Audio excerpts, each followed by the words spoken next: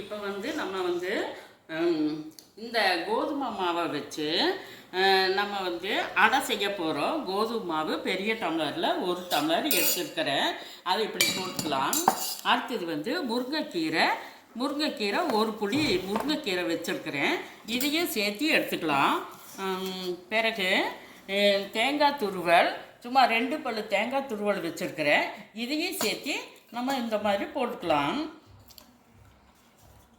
அடுத்தது இஞ்சி வந்து நான் வந்து சும்மா 2 துண்டு இஞ்சி வச்சுருக்கிறேன். அதையும் சேர்த்து நம்ம போட்டுக்கலாம். பச்சை மிளகா 5 பச்சை மிளகாயை சின்னதாக நான் நறுக்கி வச்சுருக்கிறேன். அதையும் சேர்த்து போட்டுக்கலாம். பிறகு 50 கிராம் சின்ன வெங்காயம் வெட்டி வச்சுருக்கிறேன், சின்னதாக வெட்டி வச்சுருக்கிறேன். அதையும் சேர்த்து நம்ம இதில் போட்டுக்கலாம். பிறகு உப்பு வந்து நான் வந்து 1/2 ஸ்பூன் உப்பு எடுத்துருக்கிறேன். அதையும் சேர்த்து போட்டுக்கலாம். இதை வந்து நம்ம வந்து நல்லா பிறகு இதே மாதிரி துருவணும். இதே மாதிரி நல்லா கையில் விட்டு நல்லா பெரட்டிட்டு பிறகு தண்ணி ஊற்றி நம்ம வந்து பெரட்டணும். வாங்க வீடியோவில் போகலாம். இந்த மாதிரி பெரிய டம்ளரில் 1 டம்ளர் கோதுமை மாவு எடுத்துருக்கிறேன். அதுலேயே நம்ம வந்து 1 டம்ளர் தண்ணி ஊற்றிக்கலாம்.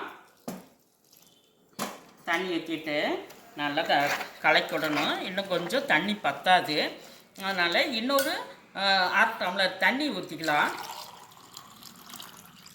இன்னொரு 1/2 டம்ளர் தண்ணி இப்படி ஊற்றிக்கலாம். அதை கலந்துட்டு உப்பு ஆல்ரெடி உப்பு, இஞ்சி, வெங்காயம், பச்சை மிளகா, தேங்காய் துருவல் எல்லாமே போட்டுக்கிறோம்.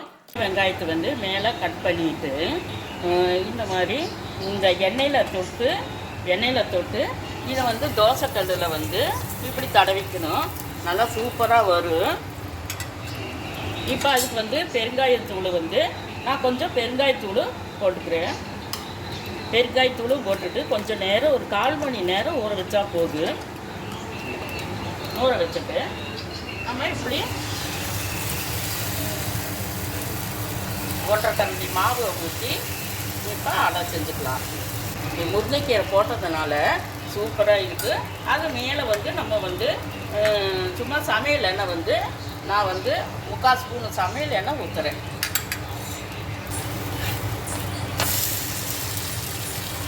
இப்படி திருப்பி போட்டுடணும். முருங்கைக்கீரை நம்ம சேர்த்துக்கிறதுனால அது அயன் சத்து இருக்குது. இந்த மாதிரி சின்ன குழந்தைங்க ஸ்கூல் விட்டு வரும் பொழுது நம்ம பெற்றோர்கள் வந்து இந்த மாதிரி செஞ்சு கொடுத்தாக்க குழந்தைங்க ரொம்ப விரும்பி சாப்பிடுவாங்க.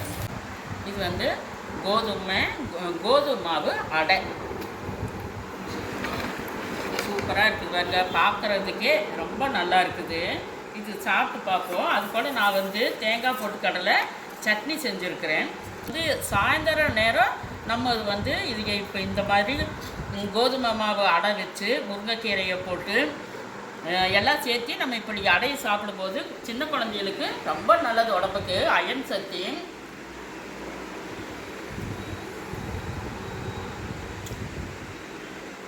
சூப்பராக இருக்குது. நைட் கூட நம்ம டிஃபனுக்கு கூட இதை நம்ம வச்சுக்கலாம். ஹலோ ஃப்ரெண்ட்ஸ், சூப்பராக இருக்குது. இதே மாதிரி நீங்களும் செஞ்சு சாப்பிடுங்க. பாய்.